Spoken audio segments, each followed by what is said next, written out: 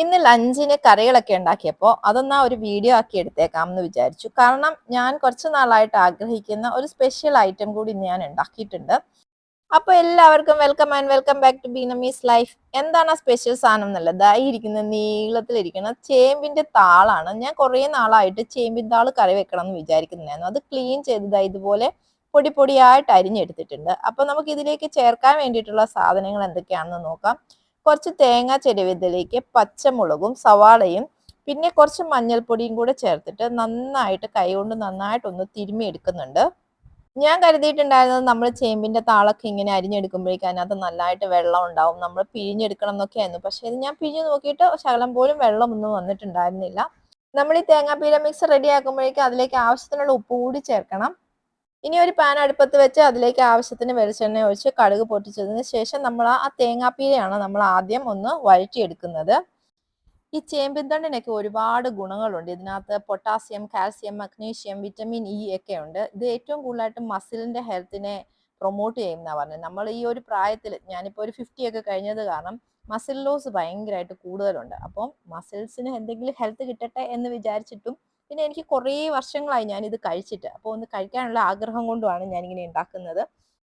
ഇപ്പൊ തേങ്ങ വഴറ്റിക്കൊണ്ടിരിക്കുന്നതിനകത്തേക്ക് ഞാൻ കുറച്ച് കരിവേപ്പിലയും കൂടെ ഇങ്ങനെ കീറി കീറി ഇട്ട് കൊടുത്തിട്ടുണ്ട്. കീറി കീറി ഇടുമ്പോഴാണല്ലോ അതിന്റെ കൂടുതൽ ഫ്ലേവർ നമുക്ക് കിട്ടുന്നത്. തേങ്ങ ജസ്റ്റ് ഒന്ന് വഴറ്റി കഴിയുമ്പോഴേക്കും നമുക്ക് അതിലേക്ക് ഈ അരിഞ്ഞു വെച്ചിരിക്കുന്ന ചേമ്പിന്റെ താള് ഇട്ട് കൊടുക്കാം. എന്നിട്ട് നന്നായിട്ട് ഇളക്കിയതിന് ശേഷം ഇങ്ങനെ മൂടി പൊത്തി കുറച്ചു നേരം നമുക്കൊന്ന് അടച്ചു വെച്ച് വേവിക്കാം. നമ്മൾ പ്രത്യേകിച്ച് വെള്ളം ഒന്നും ഒഴിച്ചു കൊടുക്കേണ്ട കാര്യമില്ല.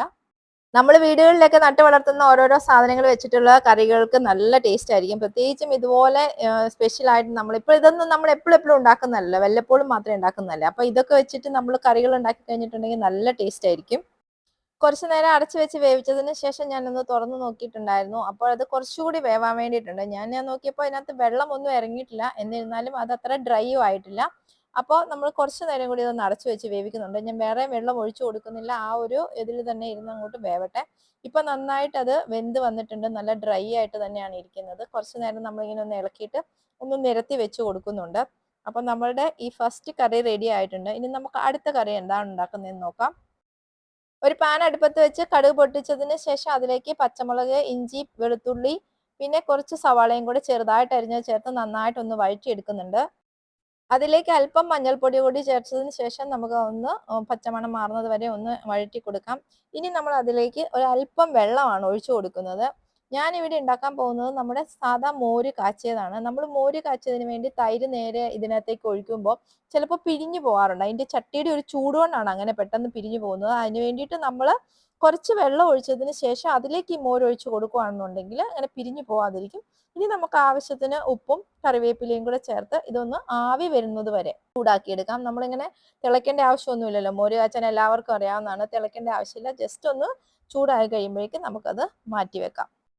ചിലരൊക്കെ പറയുന്നത് കേട്ടില്ലേ, ഉച്ചയ്ക്ക് ഊണ് കഴിക്കുമ്പോൾ മീനിന്റെ എന്തെങ്കിലും ഇല്ലെങ്കിൽ ഒരു സുഖമില്ലാന്ന് കഴിക്കാൻ. അപ്പൊ നമുക്ക് ഒരു ചെറിയ മീൻകറിയും കൂടി ഉണ്ടാക്കാം.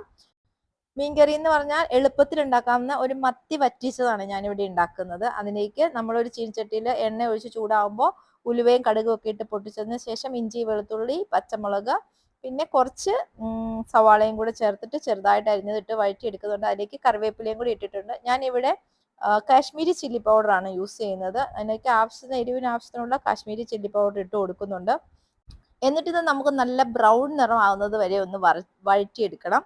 എന്നിട്ട് അതിലേക്ക് പുളിയുടെ വെള്ളം ഒഴിച്ചു കൊടുക്കാം. പുളി ഞാനിവിടെ തിളപ്പിച്ച് വെച്ചിട്ടുണ്ടായിരുന്നു. പുളിവെള്ളം നമ്മൾ ഒഴിച്ചു കൊടുക്കുന്നുണ്ട്. നമ്മൾ പെട്ടെന്ന് കഴിക്കാൻ വേണ്ടിയിട്ട് ഉണ്ടാക്കുന്ന കറിയാണെന്നുണ്ടെങ്കിൽ നമ്മൾ പുളി ഡയറക്റ്റ് ആയിട്ട് ഇടുന്നതിനെ കഴിഞ്ഞാൽ നല്ലത് പുളിവെള്ളം തിളപ്പിച്ചിട്ട് ചേർക്കുകയാണെന്നുണ്ടെങ്കിൽ കുറച്ചും കൂടി ടേസ്റ്റ് ആയിരിക്കും മീൻ കറിക്ക്. ഇനി നമുക്ക് ആവശ്യത്തിന് ഉപ്പും കൂടി ചേർത്തതിന് ശേഷം ഒന്ന് ഇളക്കി കൊടുക്കാം. എന്നിട്ട് അതിലേക്ക് നന്നായിട്ട് തിള വരുമ്പോഴേക്കും നമുക്ക് അതിലേക്ക് മീനുകളെ പെറുക്കിയിടാം. ഇതിന് നന്നായി തിളച്ച് വറ്റി കഴിയുമ്പോഴേക്കും നമ്മളുടെ മീൻ കറിയും റെഡിയാവും. അപ്പോൾ നമ്മൾക്ക് ഇന്ന് 3 കറികളാണ് നമ്മളിവിടെ ഉണ്ടാക്കിയിരിക്കുന്നത് ലഞ്ചിന് വേണ്ടിയിട്ട്. ഈ വീഡിയോ നിങ്ങൾക്ക് ഇഷ്ടപ്പെട്ടിട്ടുണ്ടെങ്കിൽ ലൈക്ക് ചെയ്യാനും കമൻറ്റ് ചെയ്യാനും മറക്കരുത്. പിന്നെ ഈ വീഡിയോ സബ്സ്ക്രൈബ് ചെയ്യാതെയാണ് കാണുന്നതെങ്കിൽ സബ്സ്ക്രൈബ് ചെയ്തൊന്ന് സപ്പോർട്ട് കൂടി ചെയ്തേക്കണേ. അപ്പോൾ എല്ലാവർക്കും താങ്ക് യു ഫോർ വാച്ചിങ്.